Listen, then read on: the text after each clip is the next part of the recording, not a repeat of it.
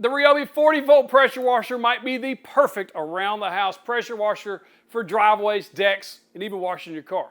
Check it out. Now on the back of the house we have a deck that needs to be cleaned at least once a year. Usually it's about once every 2 years, so I bought this pressure washer. This thing did a really good job taking off all the slime and even the old stain before we put down new stain.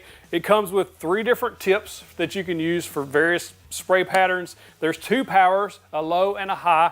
It does run off those 40V batteries. Inside this lid, you just put the battery on and then lock this back down. This is a water sealed, so water's not gonna get in there or hurt anything.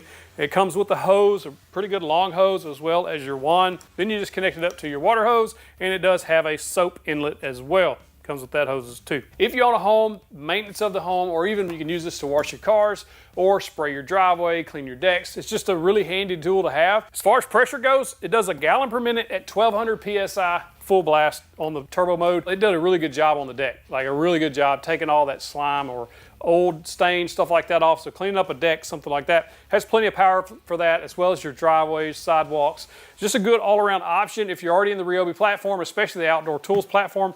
I've bought all my Ryobi outdoor tools. They haven't sent me any of those. I've just been happy with those. They just work well. It's lightweight, portable. It doesn't take up a bunch of space. It's literally just handy as a shirt pocket. So if you're looking for something to help keep maintenance around your house, this might be the way to go. The one caveat I have with this tool is it does run through batteries fairly quick. I have 2 of these 6 amp 40V batteries and a 2 amp. If you don't use it on the turbo mode, it will run through the batteries fairly quickly. But on a single mode, like if you're just doing the driveway or the car, they last a decent amount of time. If you know someone or a group of someone somewhere online that would enjoy seeing this tool video, be sure and share that with them.